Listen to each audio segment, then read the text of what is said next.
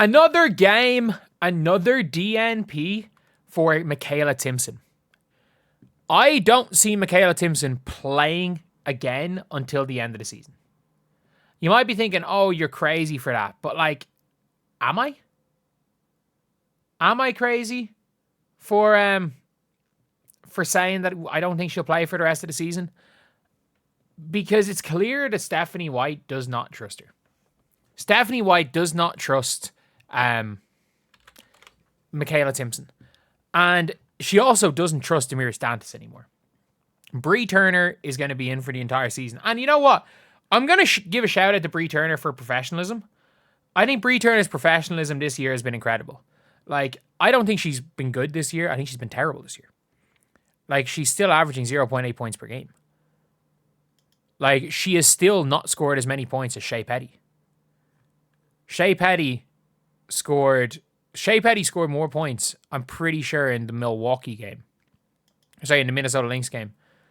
In these two games combined, she scored more points than Brie Turner. Shea Petty joined the team a week ago. And she has more points than... Shea Petty has more points than Brie Turner.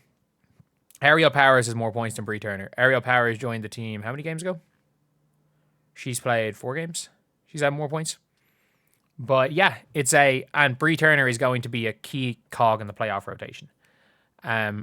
It's at the stage where in 18 minutes, Brie Turner put up 2 points, 1 block, 0 steals, and 2 rebounds. And we're saying, you know what? She actually did well. And that's the thing with Brie Turner. It is a bit of a statless all-star type thing. I don't know why I said statless all-star. She does more than her stats would suggest. That's the best way to describe it. Statless all-star was a crazy sentence to use for Brie Turner.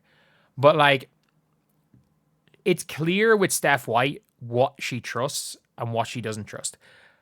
It's clear that Steph White does not trust, or, like, she would rather be solid than attempt to be better. Like, her goal is to be solid. Like, that's the whole thing with Stephanie White, is that she is out there trying to make a solid team. She wants to be a defensive coach. She wants this to be a defensive-oriented team. And you know what? Like, I'm not going to go out here and blame her for that. Like, you're allowed, every coach, every player, or like every GM, every player is allowed have a philosophy of basketball and is allowed to have ideas of basketball. And just because if we disagree with Stephanie White's ideas of basketball doesn't mean there's no logic to it. For me, anyway, I think when there's no logic to a situation, that's when I have problems. Even, like, I can understand why Stephanie White's not playing KK Timson. And it all comes down to Stephanie White fucking up early in the season. KK was never given minutes early in the season. She's not ready. And that is a big, big flaw or big problem with Stephanie White's coaching. And that's one of the big things you can criticize Stephanie White. I think there's only 2 things. There's mainly 2 things you can criticize Stephanie White for. I say 3 things. One of them is kind of the same thing. Her teams are like watching paint dry. Like, it is the least fun basketball in the WNBA. And this is a team, even without Caitlin Clark, that employs Kelsey Mitchell. You employ Kelsey Mitchell, Aaliyah Boston, what's her name? Odyssey Sims. Odyssey Sims played with Arike, and it was the most fun backcourt other than Caitlin Clark and Kelsey Mitchell. Second most fun backcourt. And now Odyssey Sims and Kelsey Mitchell is what I like watching paint dry. She is a pragmatic coach, and she is, again, it is like watching paint dry, watching this team play. She 1 million, I don't think she will ever fully buy into Caitlin Clark. I think that is, she's going to get another year. She's done well enough, she's going to get another year. I don't think she's ever going to fully buy into Caitlin Clark. I think she's going to be the Paul Westhead. I think she's going to be the coach that, you know, there's going to be it's going to be a her, I think it's going to eventually be a her or me type situation. And I don't think Caitlin Clark will cause that, but I think it's going to be one of those things where it's going to be so bad. I think if Caitlin Clark was playing, we would be talking more about that factor. Because Kelsey Mitchell has gone back to Kelsey Mitchell of old, which I by the way, she's having the best season of her career with old Kelsey Mitchell. But like, I think there's a peak you can go with first option Kelsey Mitchell hoops, and I think that peak is the 7th seed. I think that's the best you can do. the best you can do. Because again, Kelsey Mitchell first option hoops is below 500.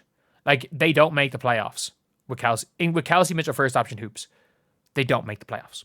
It's as simple as that. They don't make the playoffs. Even a Caitlin Clark at 75% when she's been playing, was the reason why was the difference between them and the Sparks. But yeah, it's Makayla Timpson is the biggest example of the Stephanie White philosophy. So what KK does is spectacular. KK can block shots. KK finishes well. She hasn't had an assist this season. She's not a player you can play through. She's not a player you can use in a motion offense. And I mean that. KK Timson is a transition player. She's an offensive rebounder. She's a dump it into her and she'll finish around the basket. You cannot use her in a motion offense. You can't. She doesn't have good enough court awareness and she doesn't have good enough feel. And Stephanie White is trying to run that. And I don't necessarily blame Stephanie White for trying to run those offenses. You can't just go full ISO ball. You're not going to win in 2025 playing full ISO ball in the half court. You're not. And Makayla Timpson is not a player that suits. Like, I think KK Timpson was a player that fell into the Indiana Fever's lap. I don't think the Indiana Fever planned on bringing in Urki. I think they planned on bringing in Jaylen Brown making the team. If you're asking me, that would have been my prediction, is that they planned on bringing in Jaylen Brown to be on the team, which is why they just put her in as a throw in the trade. I don't think they needed to take Jaylen Brown as a salary dump. So I think that is likely a situation.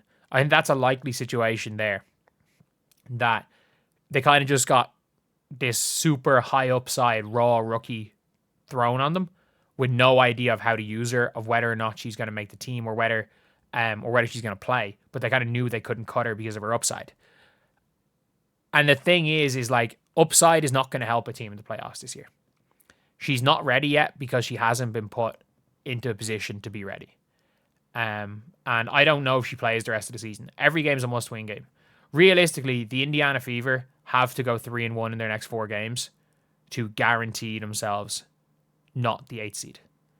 Like, if they go 2-2 in their next 4 games, the Valks have an easy win against the Dallas Wings, and we don't actually play on the last day of the season. So the Lynx are not going to run their bench against us, which is annoying, but the Lynx will run their bench against the Valks. Because of that loss against the Valkyries, we are behind them and they hold the tiebreaker. We're behind them by half a game and they hold the tiebreaker. So if they win 2 of their next games, it means we have to win 3 because we have to go a full game ahead of them. So we have to go 3-1 and we have to hope that they go 2-3 in their, because we have 4 games, they have 5. Am I right in saying? I think I'm right in saying that they have 5, but the Storm only have 3. And if the Storm go 2-1, we go 3-1 because the Storm aren't unlikely to round out the season 3-0 because they have to face the Liberty, who are still going to be trying to find some form going into the playoffs. That is the big issue, is that we're probably going to lose to the Mercury, which means we're probably going to have to rattle off 3 games in a row. And KK Timpson in 3 must-win games is probably not going to play. She's probably not going to play at all. And it's a pity because I think we would be better in the playoffs if KK Timpson had been in over Demiris Dantas. But it's clear that she doesn't even trust Dantas anymore. Like, Dantas isn't going to be in the playoff rotation. Shea Petty's going to get cut.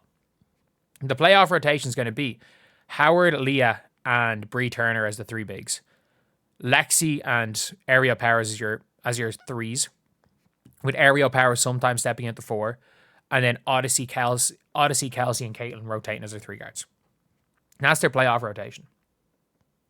And like, it's a 9 rotation. And holy shit, that team is not good enough to do anything. But you know what? I think a Makayla Timpson, who had been up to speed and given more game time and gotten minute burn earlier in the year to figure it out, I think that she would have been a positive player in the rotation. But at this stage of the year, she's not good enough because she hasn't been given the opportunity to become good enough. And she doesn't fit what Stephanie White wants to do. She's not, her court awareness and court feel is not good enough. And she doesn't, that's why I want her to go to Europe where she's playing with these players and she can learn by playing with them.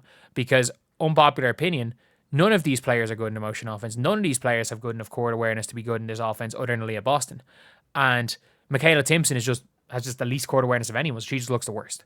So anyway, yeah, that's the video. I'll see you guys.